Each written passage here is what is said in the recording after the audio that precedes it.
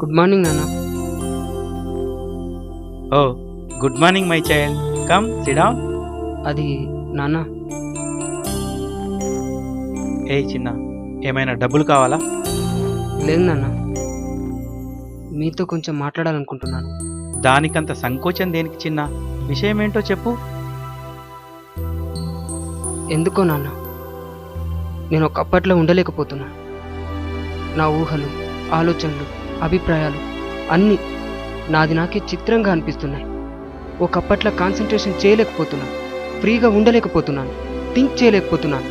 అసలు అసలు ఏది ఒకప్పట్లో లేదు. ఏదో వెల్తి, టెన్షన్. నేనేంటో ఇలా అవ్వడమేంటో తలుచుకుంటేనే ఛా. ఏదైనా ప్రాబ్లమా చిన్న? అవునా అన్న, ప్రాబ్లమే. ఎవరినైనా ప్రేమిస్తున్నావా? ప్రేమించడం ప్రాబ్లం కాదు నాన్న. మరి ఒకసారి లవ్ కన్ఫర్మ్ అయ్యే వరకు అమ్మాయిల్ని ఇంప్రెస్ చేయడానికి ఎన్నెన్నో వేషాలు ఇస్తాం. కన్ఫర్మ్ అయ్యాక కెరీర్ పైన దృష్టి పెట్టాలనుకుంటాం. అది తప్ప నాన్న? అంతేగాని ఎప్పుడు ఒకేలా ఇంప్రెస్ చేస్తూ ఉండాలంటే ఫ్యూచర్ ఫెయిల్ అవుద్దంటే వినరేంటి నాన్న ఈ అమ్మాయిలు? లైఫ్ కూడా సెట్ కావాలి కదా నాన్న. ఈ చిన్న మాట అన్న మారిపోయావు, నెగ్లెక్ట్ చేస్తున్నావు, నా మీద ప్రేమ తగ్గిపోతుంది అంటుంది. చాలా హర్ట్ అయినట్టున్నావు. హార్ట్ఫుల్గా ప్రేమించాను నాన్న. అయితే సక్సెస్ అవుతావు. సస్పెక్ట్ చేస్తున్నాను. ప్రతి చిన్న విషయానికి అనుమానిస్తుంది. How can I success? అర్థం కాలేదు. అపార్థం చేసుకుంటున్నానా? చూడు నాన్న, అపార్థాలే అగాధాలని సృష్టిస్తాయి. వీలైనంత తొందరగా వాటిని క్లారిఫై చేసుకోవాలి. క్లారిఫై చేయడానికి ఎంత క్లారిటీగా చెప్పినా ఏవో కథలు చెప్తున్నానంటుంది నాన్న. ఏ విషయంలో? ప్రతి విషయంలో తను చెప్పిన టైంకే తన ముందు ఉండాలంటుంది. తన కోసం ఇంకేదో చేయాలంటుంది. షాపింగ్లు, పార్కులు. ఇలా అయితే కెరీర్ ఏం కన్నా అన్న? ప్రేమిస్తే అన్నీ వదిలేసి గాలికి తిరగాల? అసలు అర్థం చేసుకోదే. ప్రేమంటేనే ఒకరినొకరు అర్థం చేసుకోవడం. అర్థం కాని చోట అపార్థాలే మొదలవుతాయి. అపార్థాలు మొదలవుతే మిగిలేది అంధకారమే. ఇంతకీ ఇప్పుడు ఏమంటోంది? బ్రేకప్ చెప్పింది నాన్న.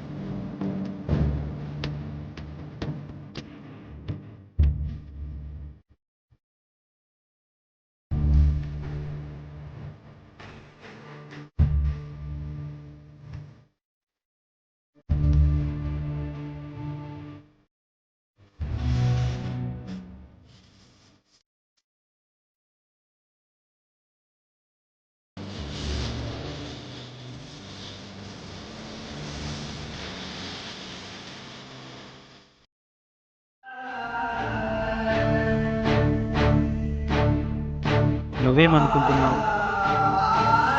తను లేకుండా కష్టం నాన్న. ఇంత జరుగుతున్నా ఒక్కసారైనా ఈ నాన్నతో చెప్పాలనిపించలేదా? అందరిలాగే నేను భయపడ్డాను నాన్న. మరి ఇప్పుడు? నా భయాల్ని, మా మధ్య దూరాన్ని తొలగించి మా ప్రేమకు జయం కలిగేలా చేస్తారని నమ్మకం నాన్న. ఈ నాన్నంటే అంత నమ్మకమా? నాన్నంటేనే నమ్మకం కదా నాన్న. ఐ లవ్ యూ నాన్న.